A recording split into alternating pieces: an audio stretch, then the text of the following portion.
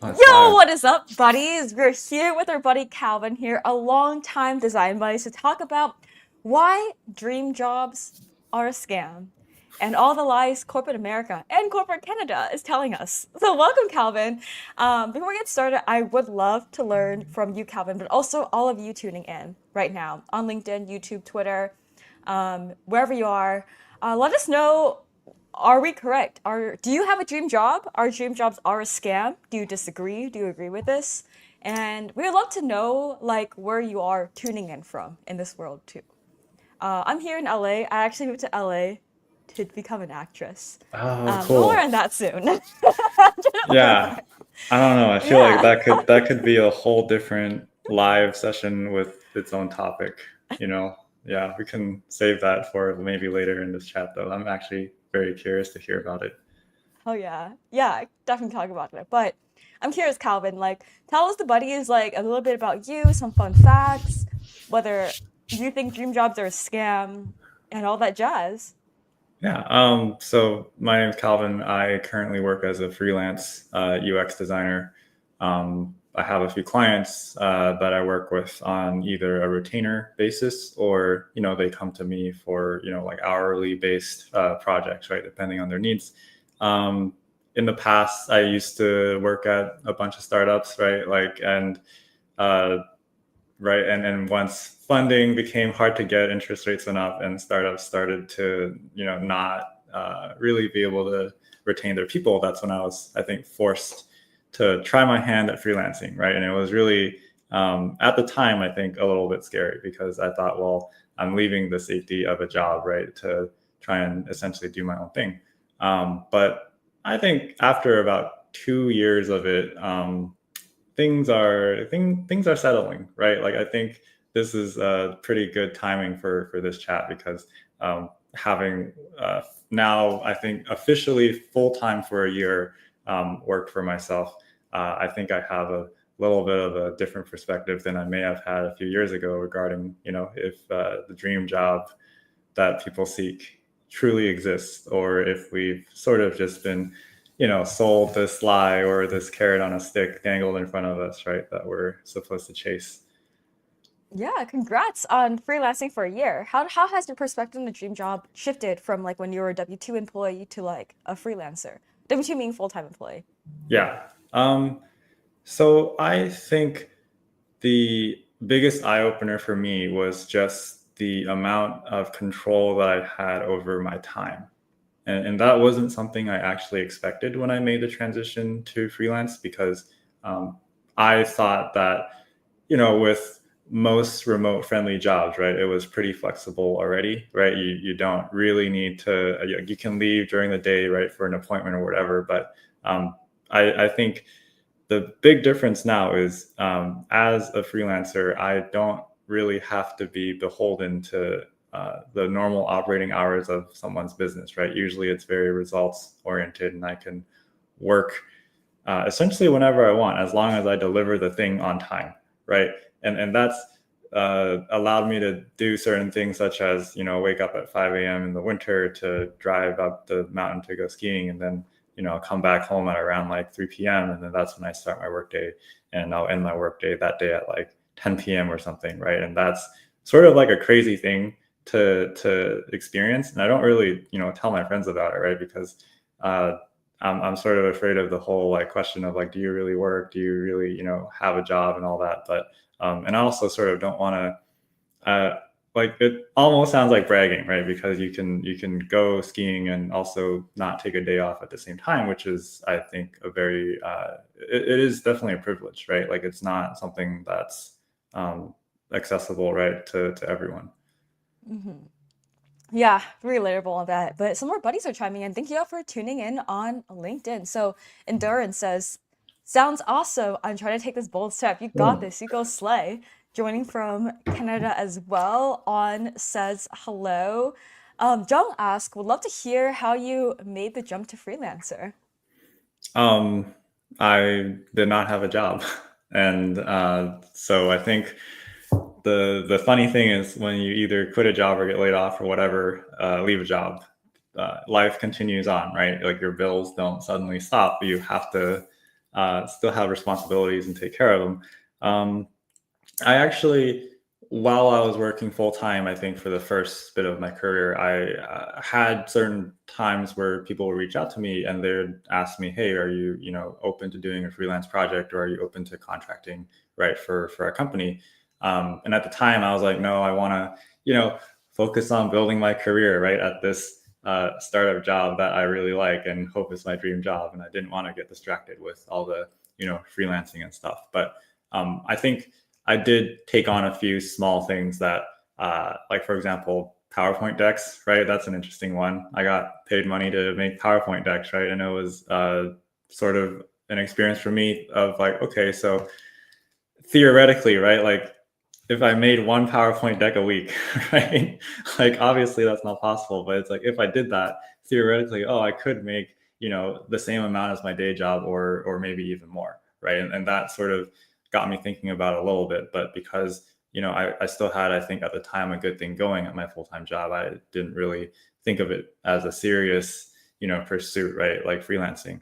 But I think 2 years ago, when everyone started laying off everyone for the first time, that was when I sort of was forced to think about my options. And I think the most obvious one was um, there were always some people that I was connected to, and I reached out to a bunch of them.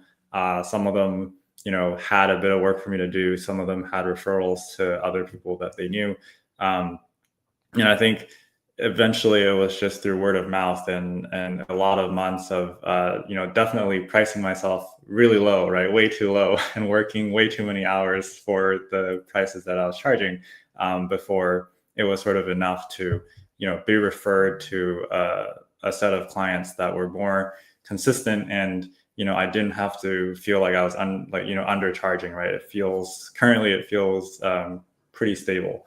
So I think summary is circumstances forced me to try freelancing, but thankfully, because I kept good relations with people in the past that I've worked with, it was, I think, easier for me to find the initial clients, right? Because of the strong referral network, which I didn't think would come in handy that way, right? But it's funny how life works. Yeah, never burn bridges, buddies. Yeah, Because you never try know. your Because I feel like best. people, yeah, because like usually like what I hear, I know a lot of people probably tuning in are really stressed out by the job market, and at least in San Francisco, a lot of startups they're hiring designers, but the best referral you can hear is from someone you've worked with before. So it's a great way to get clients as a freelancer. I saw some questions in the chat. Yeah, hello, beautiful people. Thank y'all for tuning in. Y'all are so lit. I think you have like 50 something people now. Wow. Oh, that's 60. Nice. Yeah, Houston, San Jose. Yes, it's recorded on our LinkedIn and YouTube channel. Um, yeah, a lot of great Nigeria. Oh my God. Wow. Thank you for Wow. tuning in the middle of the night. I'm very honored that you are here today. So we have like four continents here. That's awesome. I've also been freelancing too. Like I actually like quit my job. Hmm. It's gonna sound really bad. A lot of people are gonna hate me for this. But I voluntarily left my job in April 2024 at my former dream company, and I guess I've kind of been freelancing. I've been a content creator, so I make most of my money through making brand deals and making videos and Hmm. content and posts for brands too, and like events and stuff. So yeah. Oh, hi, Lance. Lance is like in our house right now too. Oh. Oh, Lance. Shout out to Lance. Yeah. Hi from Oregon, Darlene from London. Hell yeah, Europe, Africa, New Zealand. Wait, we have like the whole world except Asia right now in our lovely house Well, they in might here. just not be chatting. Maybe they're here. Yeah, I mean, if you're in Asia, shout out to you because I know it's like in the middle of the night as well. And Yeah, New Zealand is like in the morning. This is so amazing. We have the whole world here. That's all that's awesome. awesome. Yeah, I'd like to dive into like corporate America. I mean, or corporate Asia, corporate Europe, trying to be inclusive of all of our countries here. Like they kind of sell you on the idea that you have to work really hard, get really good grades, work for 40 years, and then you retire. And then you can finally enjoy your life. And you're supposed to rise up the ranks of the corporate ladder. And I don't know, I just think that's really sad. I I was just like because like I think the American dream before was like you have to like work, own a white picket fence house, and have a chill life and stuff. And I kind of want to dive into that more because I noticed like schools, at least in America, um, they don't teach you how to do your taxes. They don't teach you personal finance. Instead, they teach you, oh, I can't swear, I don't want to be demonetized, but effing trigonometry and calculus that you never use. But I'm also curious, Calvin, like to hear about what has your relationship with your job title been over the last couple of years or throughout your life? Um, so my parents, I guess my dad, right? Growing up he was like a small, like a business owner, right? And he, worked for a little bit at the beginning of his career before he went off and did his own thing. And um, I don't think he ever was convinced that he would work a corporate job after doing his own thing. And the the thing that he always, I guess, tried to tell me, right, like, or nag to me about, and I was very annoyed as a teenager or whatever when I didn't want to listen, but he would always say, oh, like, you can't possibly get wealthy, working a job, right? Like, it's just not possible. Like, you have to, either do your own thing, or you have to, like, build something or create something, and essentially be entrepreneurial, right? But um, I think in high school, I was like, well, I don't think I'm a very entrepreneurial person, right? Like, I don't think I can, like, come up with, like, I'm pretty self-aware of my limits, right? Like, I'm not like some super genius. I'm not going to invent something that's going to, sell for billions of dollars and change the world. So I thought, well, I think a realistic thing for me to do is then try to find a job, right? Like a good job. Um, but I think even back then in high school, when you're trying to apply for colleges and universities, like, uh, I don't think we were really sure about exactly the programs that we wanted to apply for or even get into, right? Um, if, like, how many people applied for, science, right, thinking, oh, this is the path I want to take because at, the age of 17, I've decided I want to be like a doctor, right? Even though you can't possibly know that you're going to get there until maybe 10 years later, right? It's like really far down the road, and you're sort of here having to make a seemingly pretty crucial decision about your education that's going to determine, right, what career, you're either eligible for or not eligible for, right? Like, I think, um, I, I just think that the problem with the dream job scenario is that it implies that it is good all the time, right? And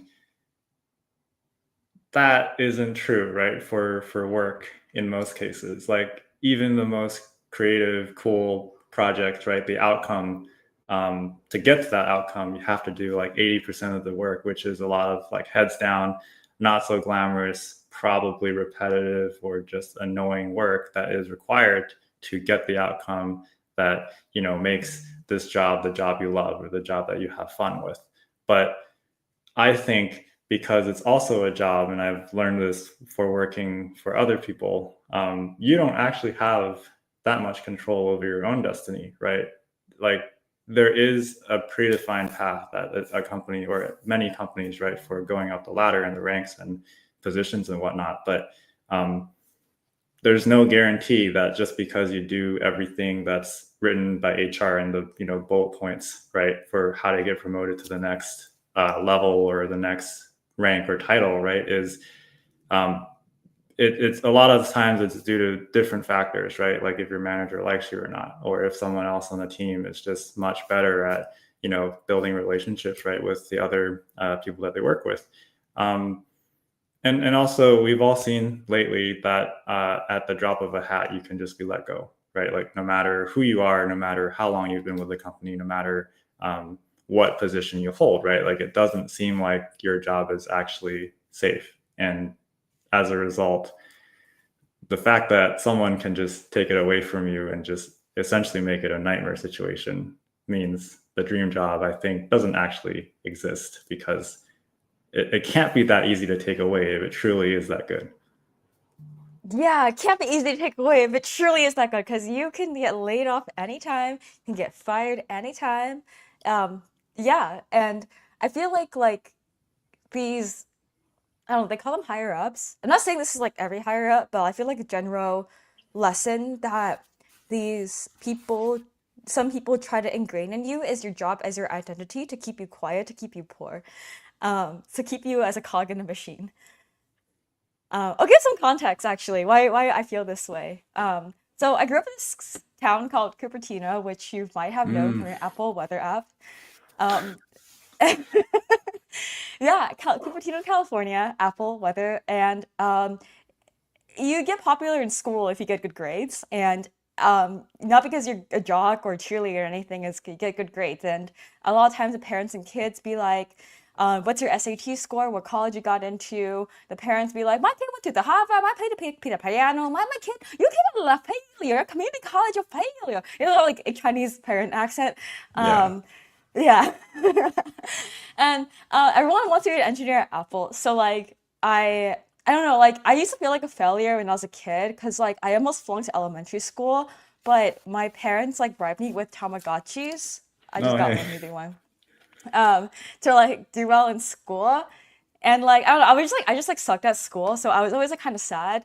And I went to college. I studied bioengineering, computer engineering, because I wanted to be like respected by these like Asian parents and stuff, you know, like respect in society. But I hated my life.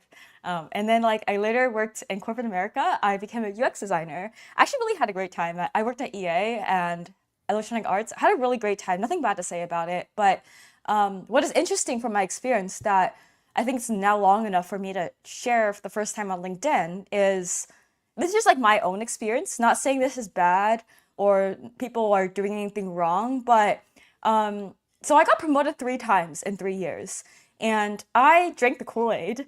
Um, I was this ambitious young 22-year-old kid who just graduated from college, and I really wanted to get promoted because I thought being a designer or being a senior designer was so sexy to flex on my LinkedIn.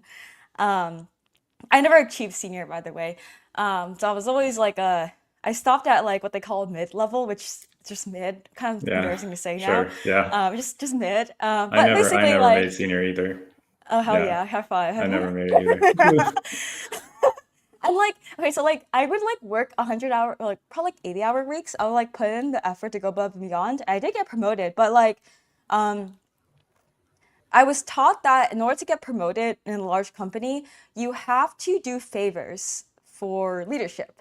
So they write you a Mm, good performance review, and their feedback has higher weight than other people. So I would make a lot of slide decks too, and I would pixel push. Nothing was a mm, bad thing. I had fun like getting to know them, but like it was a lot of busy work. One time I had to add alt text to 300 icons. Um, yeah, anyways, just like that was just like really traumatizing for me because it was just like so much busy work. I'm just like, bruh, this person, like, cause like there's like probably like one blind person and they could probably use a screen reader and stuff, but I'm just like alt text for 300 icons. And I was just like, actually 900 because they got 3 different colors for the slide deck. That was just like, bruh. Can't someone just like read it to them? Anyways, just it was just like too much, too much. I was just like, ah, and I started to realize that like, damn, it's just so much busy work. But I would say like 95% of my time there was good. It's just like that was interesting, and that was the thing that got me promoted. Not because the good work I did, but well, actually, it could be that too. But I thought it was interesting how I was taught by several people. Nothing is the bad thing at all. No hate towards anyone at all. But like I just thought it was just like it is the reality when I talk to all my friends at big companies is you need to like do favors for higher ups to get promoted. And I'm honestly same here as like kind of like a content creator myself. Like I have to do favors and rizz up people um, to get money. It's all I don't know. I'm getting too deep into this. It's all a relationship thing, but I like advice that I like to give is just to stay. Um, I like to keep my actions very genuine. Like I want to help people. I don't expect anything in return when I help someone, but I also had to be strategic in how I spend my time and how I can like balance all that as well. So I don't know, I'm just sharing some of the dark arts that happen behind the scenes. Let me know if the same in your company. Let me know if you had this experience as well, or some Like the comments. busy work, you mean? Or Yeah, just what kind of like, bitch work did you have to do? well, I mean, I primarily worked. Oh, actually, sort of interesting was when I did my internship at Microsoft like 6 years ago, right? This was, uh, I mean, I went into it really, happy, like bright eyed, bushy tailed, right? Like I was young, much younger, right, than I am now. I was very still impressionable, right? Very optimistic. That was 2019, so right before COVID. So I think everyone was actually very optimistic still during that time, right? Like interest rates are still very low. Life was good, but I did, have my primary intern project, right? Like every intern gets assigned that for the summer. You have to do it, right? It's like your midpoint check-in. Your manager asks, like, "Hey, how's the project going?" Right? Like, how can I support you? And then you present the thing at the end, and that's like essentially like the game to play, I guess, back then to get an intern return offer was to make sure that by your midpoint, your manager essentially and everyone around you, like your skip, would give sort of the verdict of like, yeah, you're on track to be hired back, right? Like that should be the feeling at the midpoint, and then you need to nail your final presentation, right? And then that way, you can concretely be told, hey, like this intern did their project successfully, like they should be rehired. This is like proof of that. But what actually ended up happening was there were a few instances where I guess it was similar to you, where it was like, hey, this other team, right, that this VP is asking, they also have an intern or they have this project and needs some illustration, right? Like, does anyone in this team have like extra bandwidth, right? Or does anyone want to take on Yeah. this work, right? And then obviously as the intern, I was like, oh yeah, I'll do it. Like, sure, it's fun, whatever. And it was fun, right? Like, and it was just, it was like, I think you do your good work, right? You try to do your best, right? But what I realized was, even though my main intern project I think was pretty successful, right? And like throughout the whole summer, I was told you're on track, right, to get an offer. But I think right before my final presentation, my manager actually like came up to me and like brought me into a room and was like, "Oh, I'm really upset, but I don't want to like tell you, but." I didn't want to tell you until now because I was trying to like try to see if I could fix it. But she's like, "Oh, we're going through a reorganization, and because of that, the role that was set aside for you had been like cut." And she was like, "So I've been trying to like find another team, right, that might have a spot, right, for a full-time new grad designer, but she's like, but unfortunately, right, like tomorrow's your last day, like the search may continue, like we'll try our best after you leave, right, but there's no like guarantee, right, that you'll find a team. So unfortunately for now, it means you're not getting a return offer, right, even if you pass your final presentation and whatnot." And I was like, what? She basically was like, unfortunately you did everything right, but because I can't call in enough personal favors like fast enough, like it just isn't happening, right? Because there's no one that can take you. And then I think she tried her best. My manager was really nice because she invited a lot of like more senior people on other teams and organizations to come watch. But at the end of the day, right, like it just didn't work out. And at that point I was like, okay, so like you're telling me that this was purely preventable, maybe if I like talked to the right person on another team during the summer, or like if I, as you say, like rizzed up someone else, right, like and built a relationship somewhere else, and maybe, right, they would have gotten my back. And it's like, but what they wrote on their whole thing was completely different, like what they tell you to do versus what actually happens behind the scenes, right? Like, and what happens behind the scenes is like no one is considering you, right? Like these decisions are made like 10 levels removed from you. So by the time it gets to you, it's like, well, you can't really, who do you blame? No one, right? It's just you're just caught in the crossfire essentially. Damn, you got scammed out of a full-time job. Like you did everything right and they scammed you. How that's so rude. I Yeah. mean, yeah. Mm, I mean, can you really call it a scam? I think it's.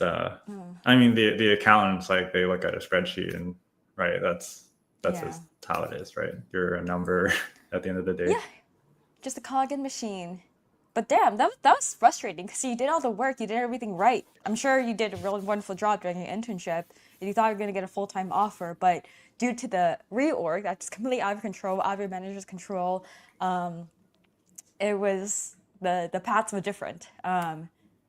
Yeah, I sad. think it's like if you're younger and impressionable, like I think when these things happen, it's really easy to like feel the self doubt, right? Because obviously they tell you like, hey, like this is because of these factors, and I think everyone's like being truthful, right? At least in North America, no one's trying to like you know tell you a lie while talking behind your back for these things. But like there's always a creeping feeling of like, well, what if that's just like what they're telling you, but you actually didn't do a good job, but they're just too nice. Like no one wanted to tell you that you were doing like a bad job, so no one ever told you that during the internship, right? And like that's a crazy thought, right, to have, I think, because rationally decent people wouldn't do that, and everyone was pretty decent. So but because of all of this happening, and it's like you're sort of trying to grasp at straws to make sense, I guess, of why this happened. So that's probably why it's like not so good to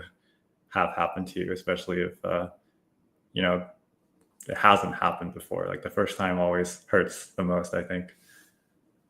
Yeah, I would be really sad as well. Like I remember I was working really hard for a return offer at EA. And I Mm. did get it, but oh, I remember this now.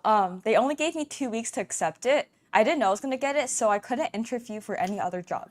Oh Um, my, yeah. Yo, my, yeah, I and my hear that salary so was actually much. lower, so I was making I think 32 or $35 an hour as an intern. I think it was $32 an hour as an intern. This was 2020, based in San Jose, Silicon Valley, California, one of the most expensive places in the world to live. It was actually lower than my software engineering internship at Intuitive Surgical, which paid me $35 an hour. I'm living in the same place, but I took the $32 an hour internship because I wanted to break into design. And I think my starting salary, which I negotiated 5K up, it was initially they're going to give me $98,000 USD Whoa. a year, which was actually like okay. But obviously, I want to brag to my parents I have a six-figure job. So I was like, let's bump it up 106K. So they did. I could have negotiated more. And then when I got promoted, I think, sure remember, I made a video about this. So the numbers are around this range. I can't remember exactly. It was when I was like a associate designer. I think I got promoted once, so I got like 108, 110K, and then got promoted again, just like a pay bump. I got like 118K, and I think I got promoted to like mid-level designer in three for 3 years of experience. It got to 128K a year. But then I looked at FANG companies, and with the same level, like a mid-level designer, they were making 160K, 140K. I was like, huh, I got rage Hmm. baited. And like I don't know, like okay, so like during this is during 2020. I interned like June to like December 2020, and they gave me an offer to start in like January 2021. And they gave me 2 weeks, I think, between like November, December, like during the holiday season to like accept it. And I didn't have a chance to like interview with other companies, so I had no leverage of But other also, offers I can shop around to like get higher. But obviously, like the job market during COVID was wild. I was like scared I wasn't gonna get another full-time job from anyone else, other company during that time, so I took it.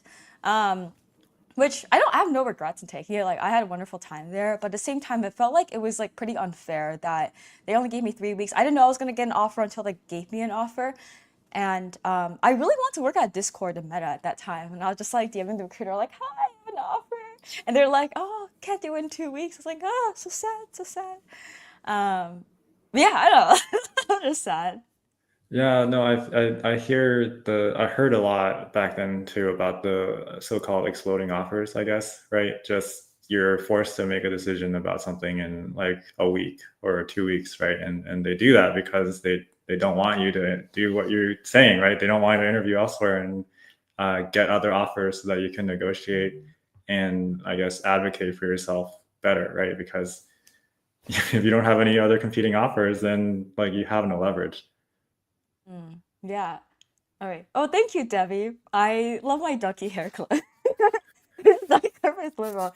I want one. Hey, back to watching Akira. Um, That's so Korea. you I'm actually jealous. brought up an interesting thing, which was the salary aspect of it, and Mm. I sort of want to touch on the dream jobs aspect again, right? And how it ties into the money part of things, right? Because I think um, that is, I think, a part of what makes dream jobs for some people, or the definition of dream jobs for some people, right? Like I think uh, you will commonly hear people saying that they, love their job because they make six figures, or they make 250K, or they make whatever, right? Um, and I guess I don't know. My question is, like, how much did that sort of salary, I guess, stick with you in your mind right after you accepted the job, right? Especially because you said you were looking at Fang and you were comparing, right? Comparison is like the thief of joy, or whatever the quote is, right? Like, once you got the salary and then you started working, and then you saw what other people were making, and in the chat, right? Like, Jade commented, like, I'm listening and hearing I don't make enough, right? Like, of course, right? Like, that's why they don't want people to talk about their salaries, right? So that you can't compare against comparable jobs and try to advocate for raises for each other.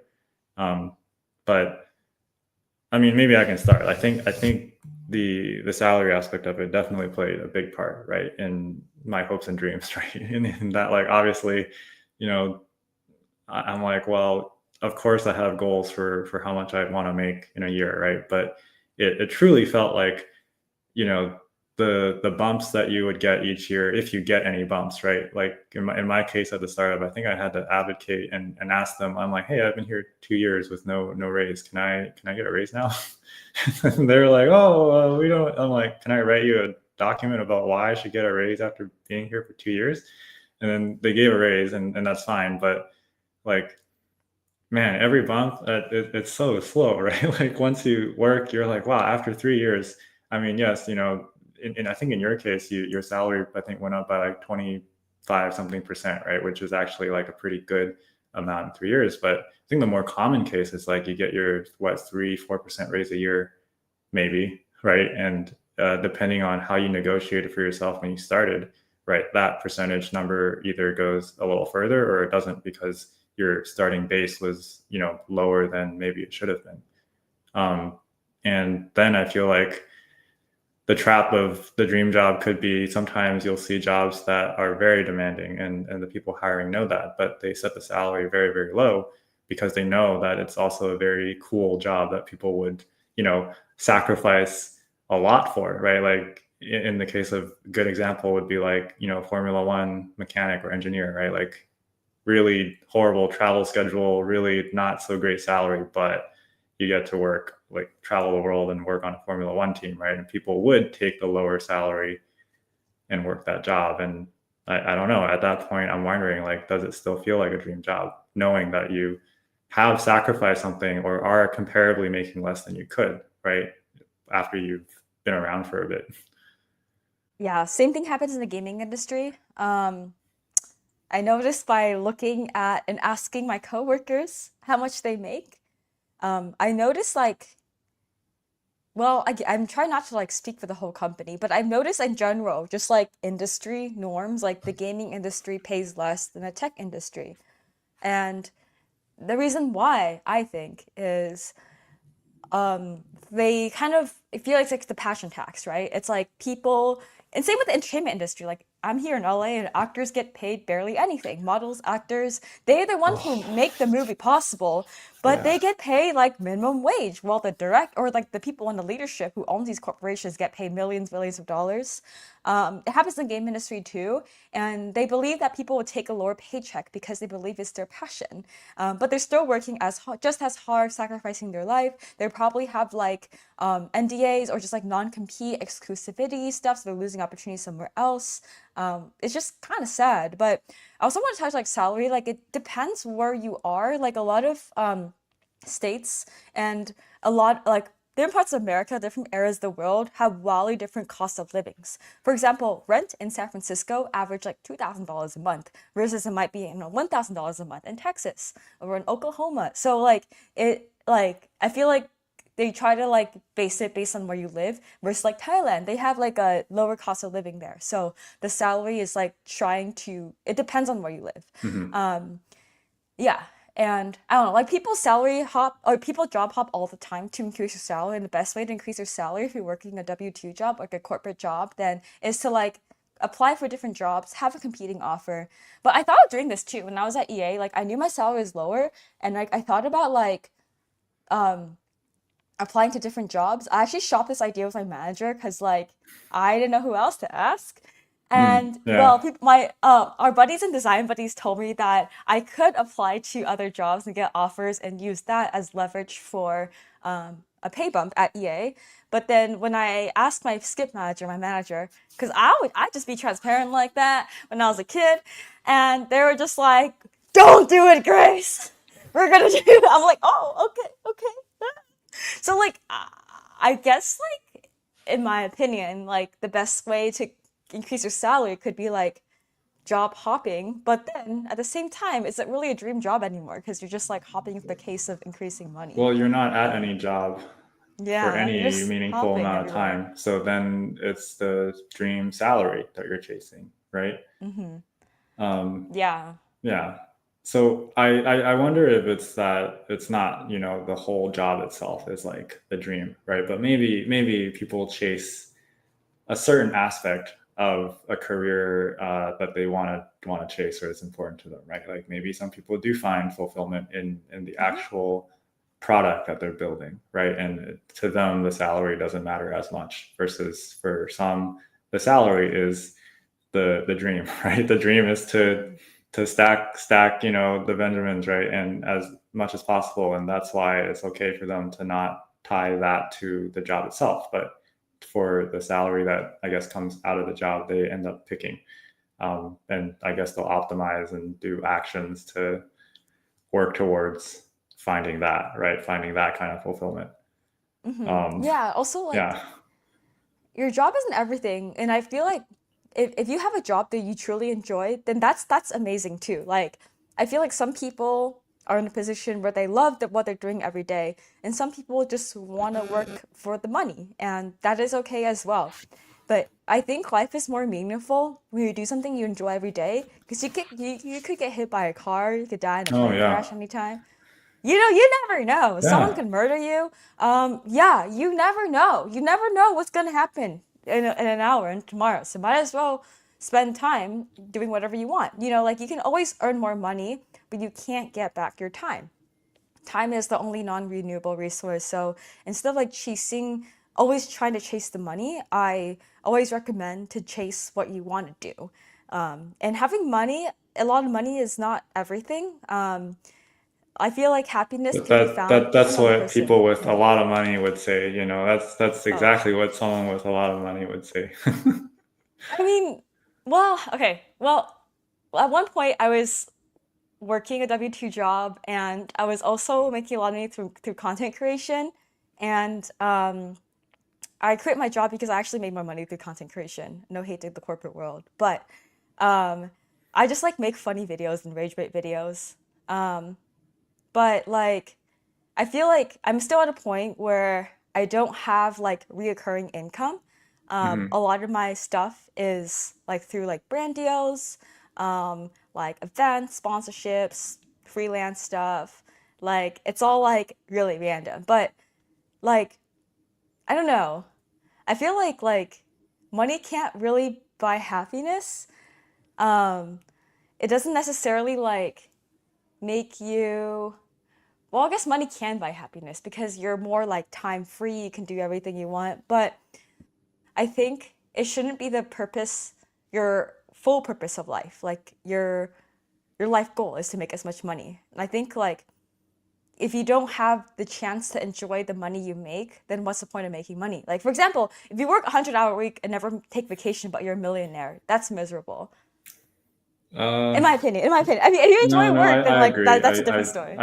I mean, I hear stories from I have a friend. He says his friend is an investment banking guy, I guess, and works 100-hour weeks, right? Like as you say, and he's like, yeah, this guy is like deeply unhealthy, right? Because he has no time to eat. He'll order like I don't know, a burger and another chicken sandwich or something, right, from DoorDash, and then he'll like take the sandwiches and like smush them together and just like eat them all at once so he can like get back to work. And I'm like, so you can, I guess, make extra money to pay for the delivery fees and the tips, right, for the convenience of someone bringing you your dinner every day because you're so busy. But I'm like, that does not sound like a healthy lifestyle, like both physically and mentally. But um, I'll be uh, pretty honest, right? Like I think at this point, um, I'm definitely not like maximizing like the amount of I guess income or money that I could be making from freelancing, or I guess even finding a job. Um, like I'm definitely not doing the work right now to like do outreach or try to find new clients at the moment. Um, and I think, I also, acknowledge that I'm speaking from, I guess, a position of privilege, right? In the sense that, like, the current amount of work that I have that's recurring for my freelance practice is enough to, cover my living expenses, like day to day, right? Like, I can live. Like, I don't have to worry about, you know, being thrown out on the streets. And I think um, I sort of realized at some point of like, well, obviously if I have some stupid dream to buy like some $1 million car, like that's actually not going to happen, right? Like that's not feasible, right? In the next whatever years. And so like, what else am I saving for?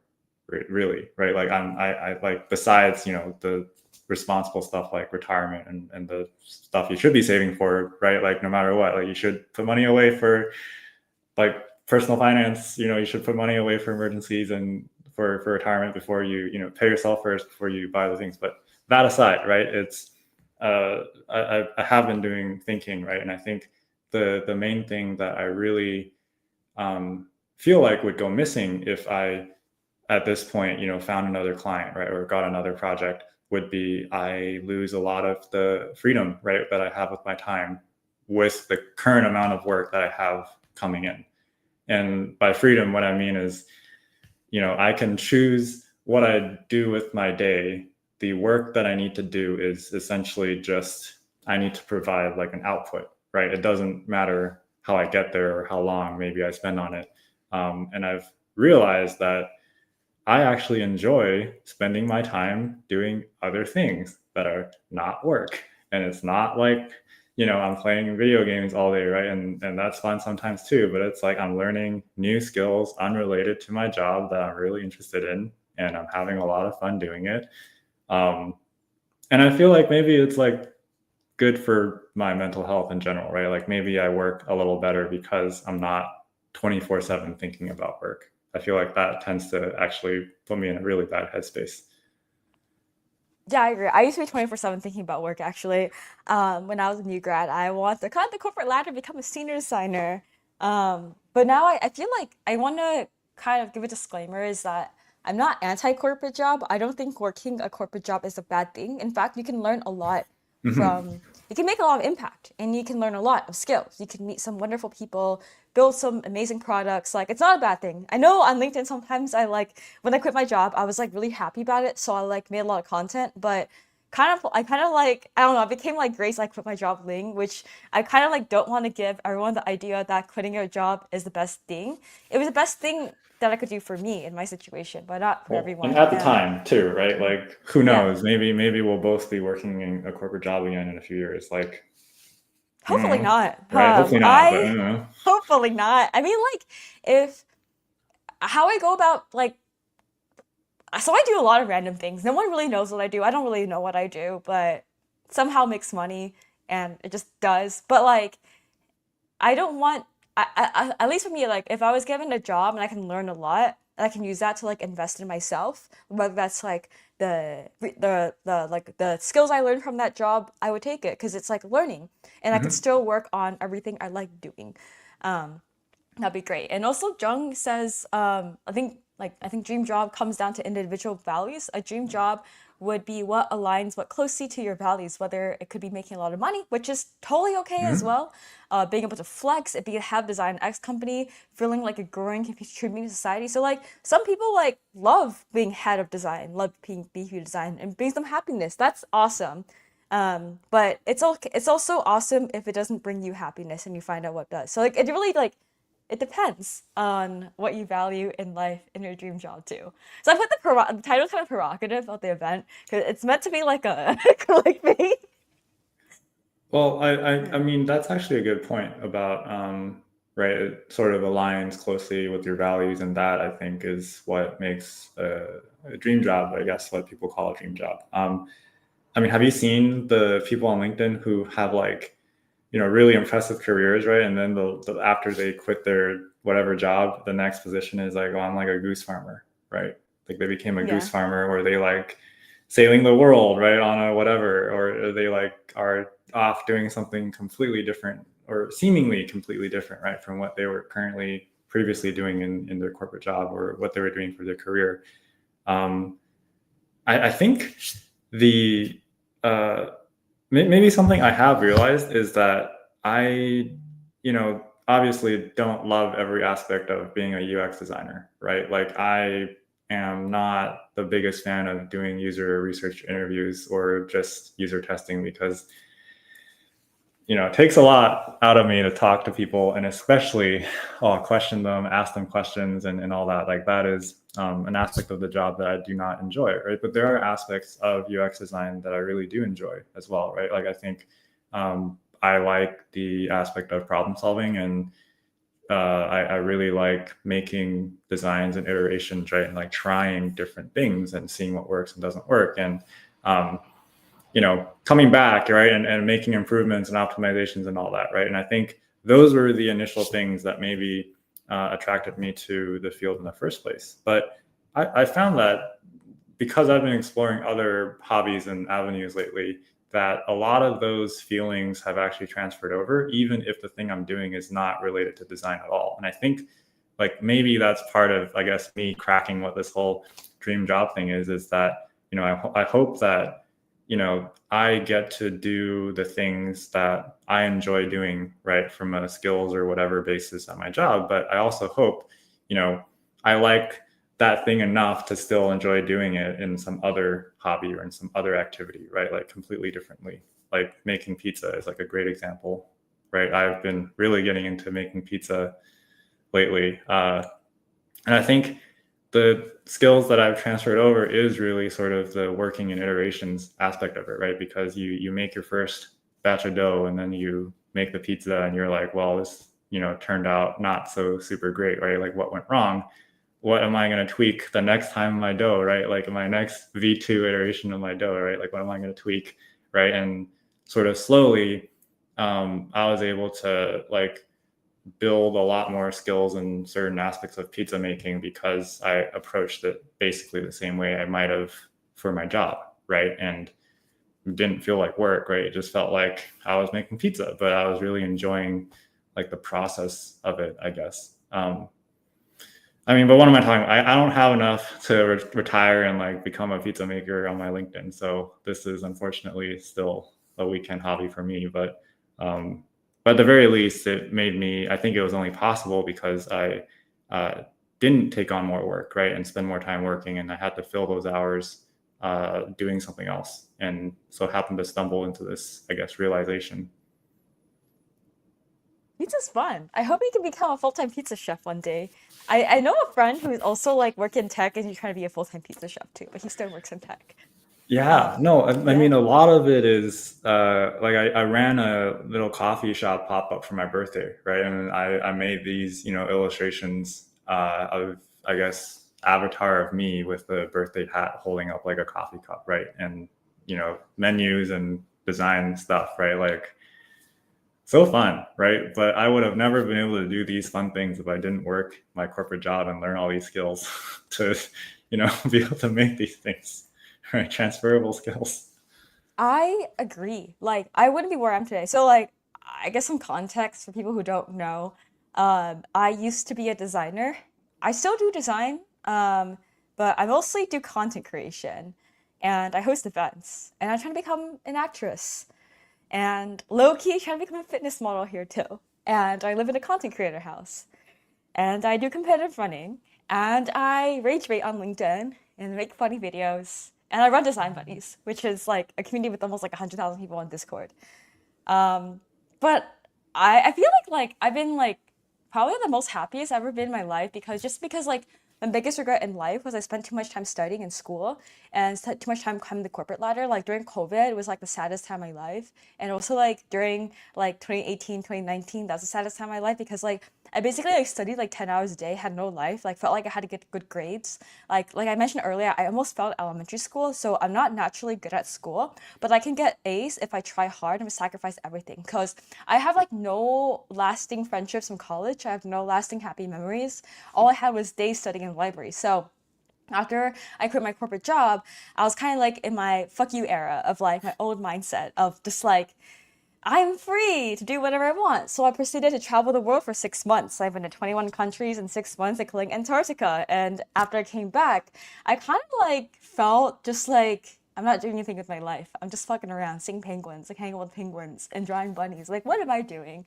And yeah, I started to pick up like a lot of different things, but honestly, like I found a way to like make more money than my corporate job because of my experience as a designer. Like I'm able to work with stakeholders, I'm able to create content, able to write, communicate, able to negotiate, work cross functional partners, you know, like with marketing teams, growth teams, community teams at companies, and work with them on collaborations and stuff. So like yeah, like your job, I don't think my corporate job was a waste of time at all. And in fact, like I wouldn't be here today without my job. Yeah, I mean, again, the experience had to come from somewhere, right? And Hmm. that's working a corporate job is a great way to gain experience and learn Yeah, new not a skills. bad thing. Yes. Oh, the pizza questions are funny.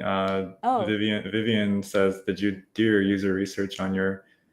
Yeah, I mean, I did. So actually, I accidentally burned my. I don't know if you can see. I burned my oh, arm while in my early pizza making experiments. Like I had the oven door open, and then my dog was like by my foot, right, and I didn't want to like accidentally, whatever, drop something on her. So my arm like dipped a little and it touched the glass door and then boom, like I burned my arm and I was like, oh, this hurts. And then my wife was like, you're banned from making pizza at home until you buy like a pizza oven, right, for outdoors. And I found like a $200 pizza oven. And then, uh, Vivian, to answer your question, this is where the actual user research started because then I could crank out like 90-second pizzas, right? Because it was like an actual pizza oven.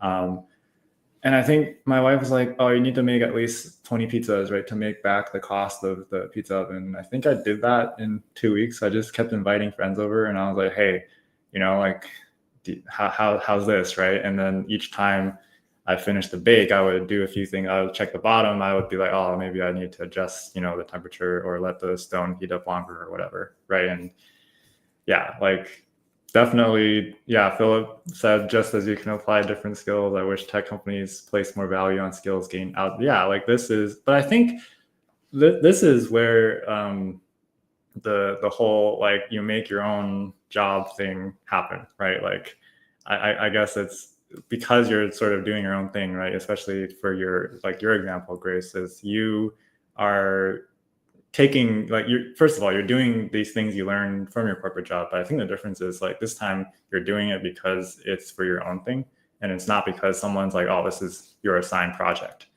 right? And because of that you're probably much happier doing it by default at that point. But um, I'm sure the skills you gained, not at EA also, right? Like probably from your content creation does help, right? With the stuff you maybe did at EA, or maybe it does help with the stuff you're doing now.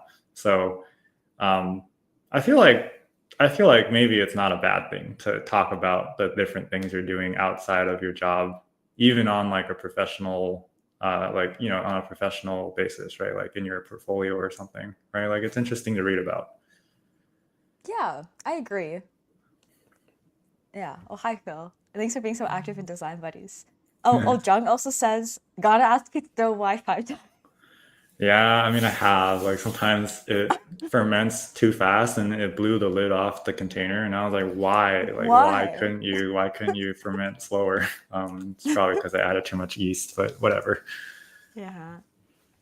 Jillian says, I feel that I grinded so much in college. I really regret not seeking meaningful experiences and trying to make up for it now through doing different personal projects. Yeah, that's like my whole life.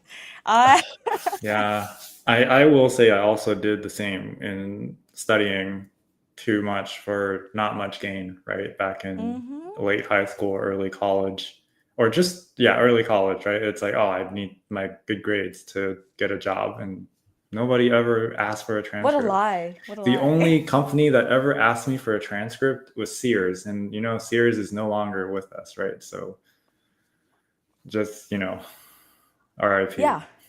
RIP Sears. Yeah, no one has ever asked me for, no, actually when I was applying for the Google UX design internship, they asked for my transcript, but I feel like it's like just to verify that you're in I school don't still. think anyone ever reads through that, right? Like, I don't think so either. But in my experience, other than that, no one has. For all students out there, I know school is just starting. Make sure you prioritize your health and happiness. Your health actually. Like don't stay up. Don't like sacrifice your sleep or your social life for some stupid midterm. You're not gonna like remember these. You're not gonna remember school forever, but you're gonna remember your time, your fun times with your friends, and also put in some time to like improve your like technical skills and like your skills outside of like the classroom. Like grades, they teach you discipline, but like don't stress over like getting like a B or an A. C's get degrees, unless you want to go to grad school. oh yeah, Unless you want to go to get a master's, a PhD, law school, med school, they matter. They still matter. Like, don't listen to me if you want to go to grad school. But if you know you want to work in tech, no, you don't want to go to grad school, then fuck around. You can like do whatever you want. But at the same time, if you're just a freshman or like young, it's good to leave your doors open. So like, I hope I'm not a bad influence to everyone. Because like when I was a freshman, I thought I wanted to get an MD, PhD. So like that's why I tried really hard. And then it wasn't until I graduated I realized that like I don't like school, and that is okay. Um, yeah, because my dad was actually a dean at my school, so like all my professors like knew me since I was a kid. So it was a uh, lot of pressure for me to get a PhD. But obviously, like my brain is different. Like I'm not really technical at all. Like I was like the slowest person in my class of code. Like I just like sucked at it, and like I feel like all the professors thought I was like really stupid or something. And like, why you don't have your DNA of your dad? And I was like, I don't know. I'm just a smooth brain bunny. Yeah, I don't know, just random. Yeah, it's serious. yeah, or like just good at different things, right? Yeah, yeah. So I shouldn't call myself smooth brained. Um, I've been saying smooth brain a lot. I don't know. Yeah. Also, so do dream jobs are they a scam? Do we still think they're a scam? What I do we feel think like dream jobs are? I think after our discussion today, and for all of our lovely buddies tuning in, my takeaway is Um, I think dream jobs are like can be interpreted as like a dream lifestyle because we do spend like 40 hours a week working at a job, and it's also important to enjoy what you're doing, like enjoy the project, enjoy your pay, enjoy your coworkers, enjoy your work environment, and you can find places that you can enjoy all of it, and that's great. That could be a dream job, which contributes to like your lifestyle. Like it supports the lifestyle you want to have. It buys you, it helps you pay for like a nice house, like a nice living environment, surrounded by nice people. So I I don't think like I think dream jobs are a scam. It depends on the situation. I think it's a scam in my personal experience just because like I was told that I needed to get good grades, climb the corporate ladder to be successful, or like that I no one specifically told me that, but I just like felt that way just by like seeing everyone on LinkedIn saying that they got a job at Fang, thinking that they're better than everyone else. Like I wanted to be good because I had low self-confidence. But now, a couple of years after I graduated, have some life experience, I feel like it depends on the situation. Like our favorite answer, it depends. It depends. Yeah. Uh, I think dream jobs.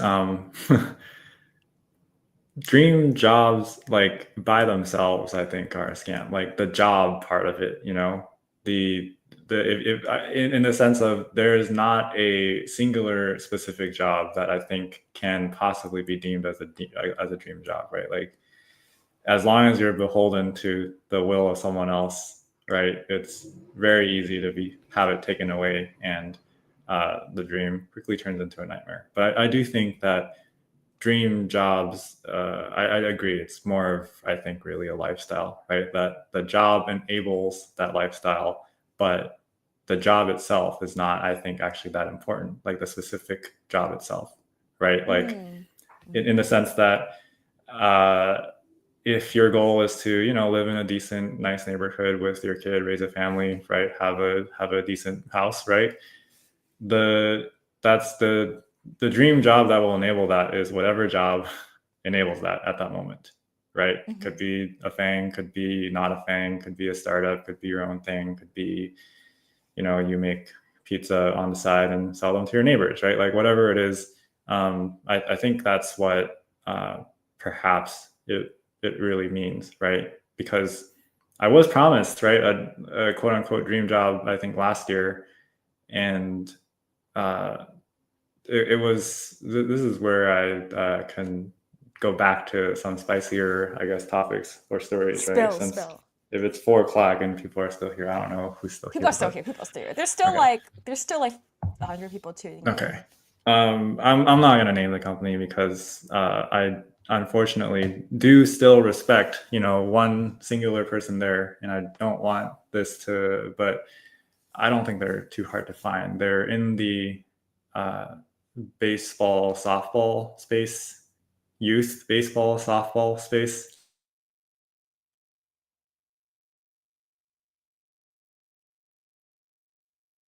It's like it's they made, you know, training tools, right, for youth softball or like get better at it. And the story behind it was the singular person I respected was a former boss of mine, right, at like at an internship, and he said, "Hey, we you know, at the time he was running his own startup, his own company. He was like, hey, can you come like contract for us?"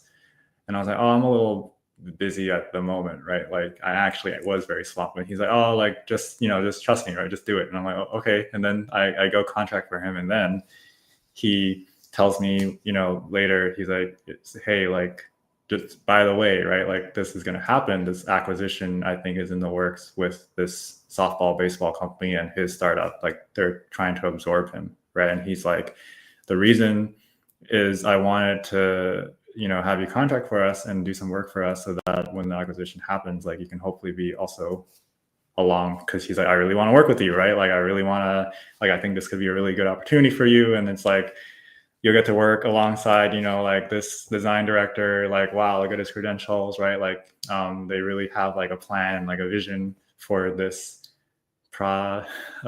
this acquisition, this product, right? Whatever it was that they were buying, right? And I was like, okay, yeah, like that makes sense. And at the time, I was still like part-time freelance, part-time deciding if I wanted to, you know, find a full-time job. So um, I agreed, right? I was like, okay, like come, I'll start.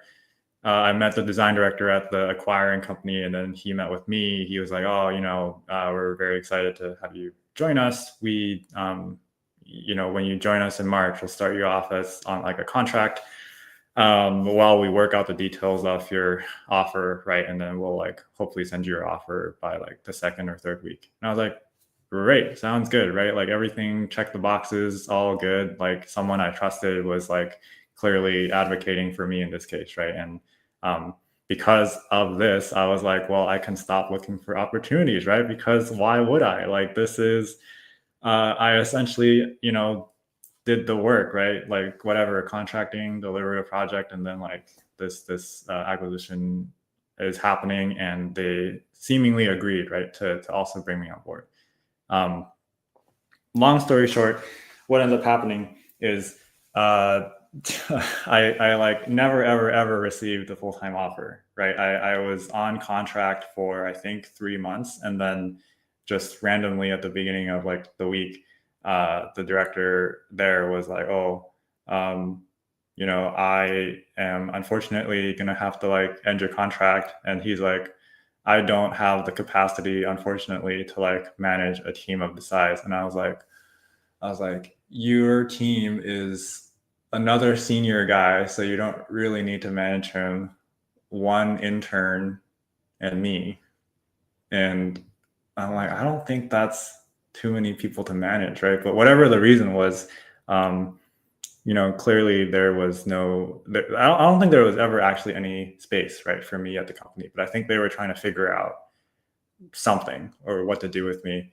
Um, And I will say it definitely sucked, right? Because at the time before they told me, 3 months in that like, hey, your contract is going to end, I obviously was still under contract, so I was expected to do work, right? Of course. But the only problem is like I didn't get access to anything. So it's like, okay, I have access to your like company Figma, but I don't have access to your Google Docs. I don't have access to any of your like user research. I don't have access to like anything else other than the Figma team or folder that you gave me access to.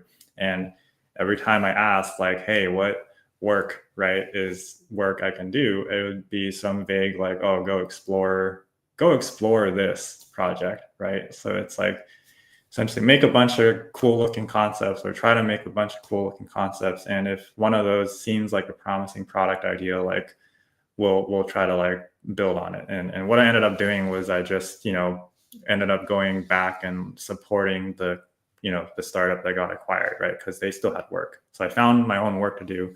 So it wasn't like I was sitting there and just like twiddling my thumbs, right? And like just waiting for things to do. Um, I was like, okay, I'll do the exploration stuff, I guess, to the best of my ability. But again, you have like one-on-one with me each week, and that's it. But essentially, after the contract ended, or during the call where my contract was being ended, I was told like, hey, so sorry, right? Like, my apologies, right, for putting you through this. Like, we normally don't do this, right, for contractors or whatever, but we will also, pay you like a severance, right? Like of a 2 week severance. And I'm like, oh, okay, that's nice of you guys.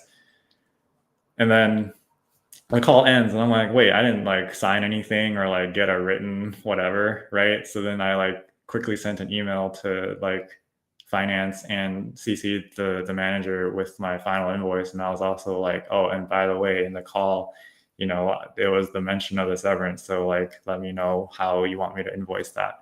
And I actually like had to chase them for that for I think 2 months or 3 months, because each time I would email finance and also CC everyone involved, right, and just crickets. And then after 3 months, I was like, okay, I'm gonna talk to the only person I respect there, right? And I didn't want to involve him because it was already like a shitty situation because he was sort of like, oh, I brought this person in and you guys kick him out, but.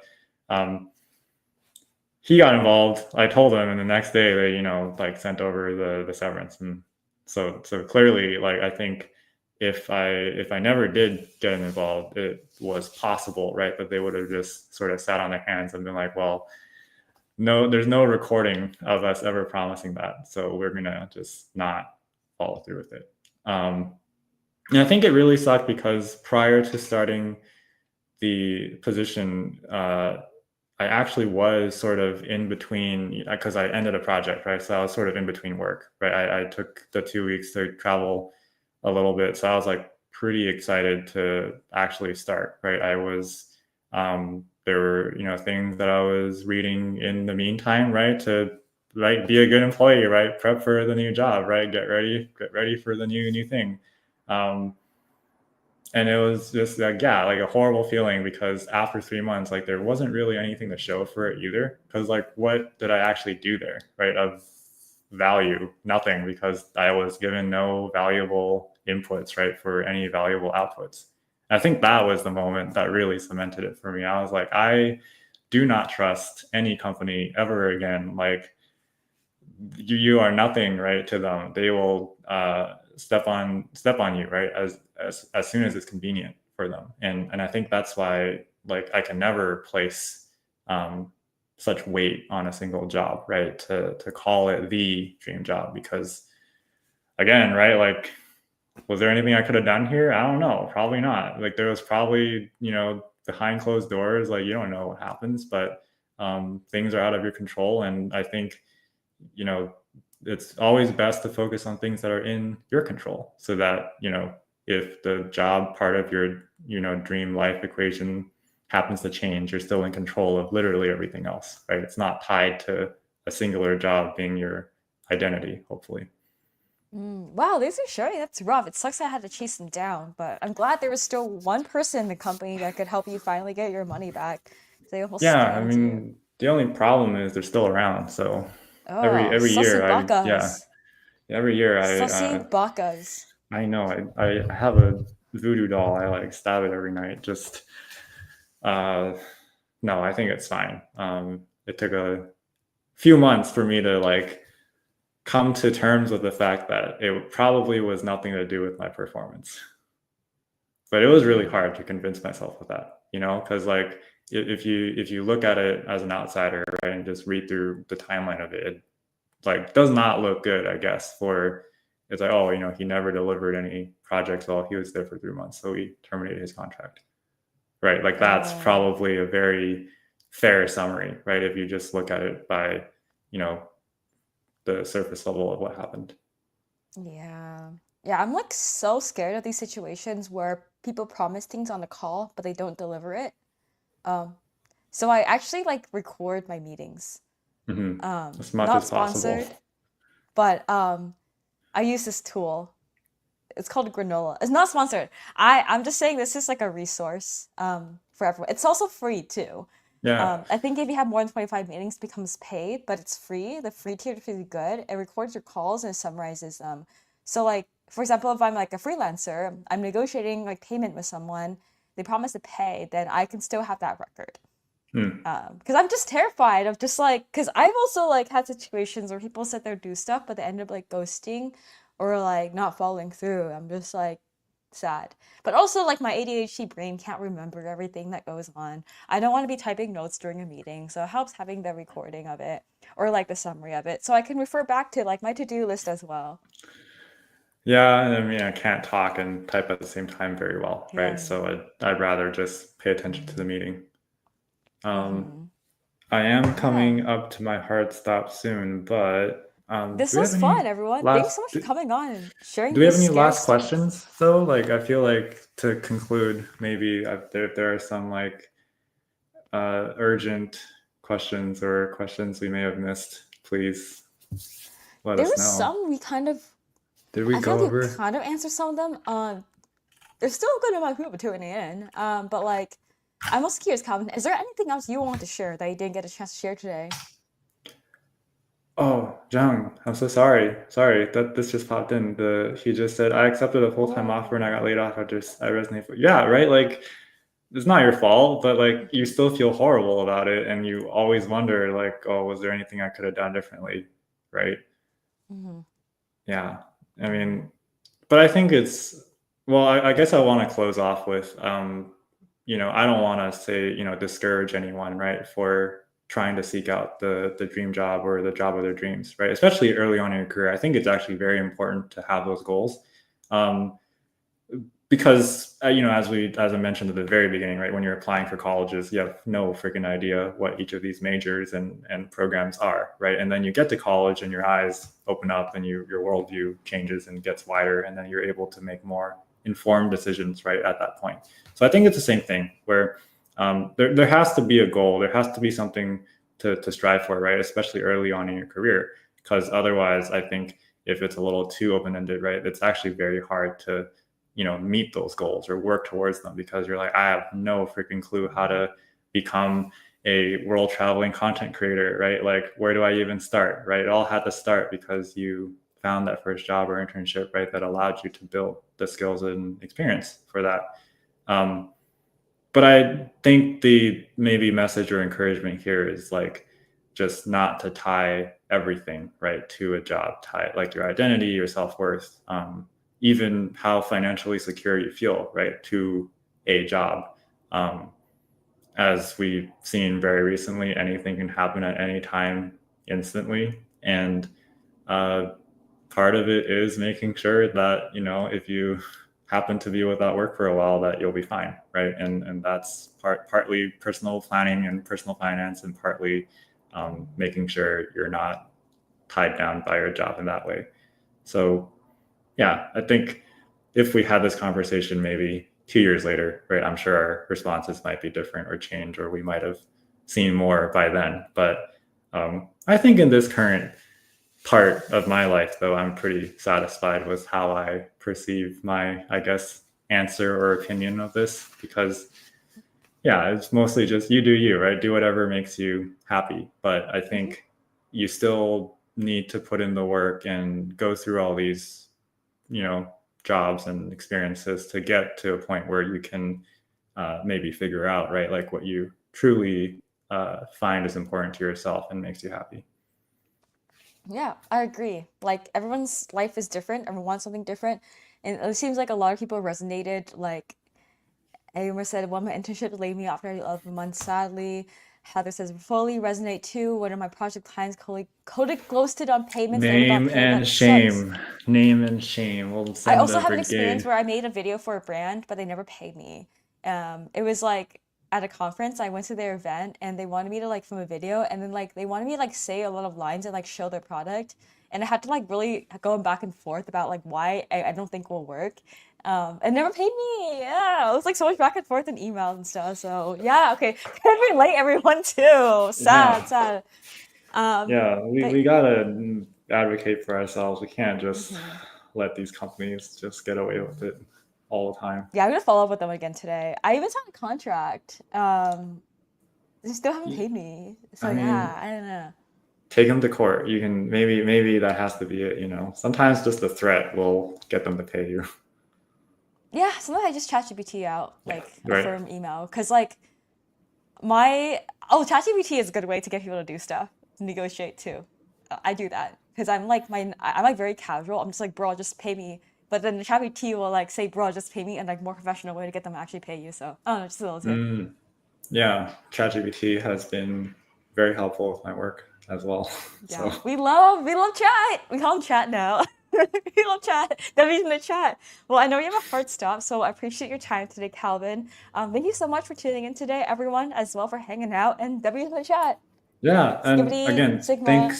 thanks everyone for also sharing your personal experiences, and also asking questions in the chat too. I know, yeah, some of these topics and stories are hard to remember or hard to bring up, but I think it helps everyone, right, to feel like we're all part of the same little circle, experiencing similar things, right? Especially when stuff like this happens, right? It's not on you. We all know, if we know everyone knows that it's not on you, then that makes it true. We don't have to suffer individually. We Yeah, can suffer together.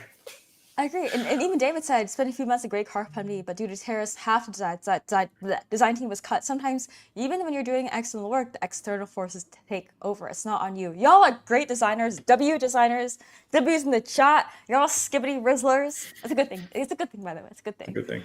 Don't let your company or your job determine your self worth because you're much more than your job title. Great. Thanks so much, Cool. Grace, for having me. Yeah, thanks Hope for to be being back on. for some other topic in the future. Yeah, happy to. I kind of want to do more like Yap sessions like this on LinkedIn where we don't really have like anything scripted, just kind of like going with the flow with some discussion topics and just vibing on some topic. I think it's more fun. Sure. Yeah, and I think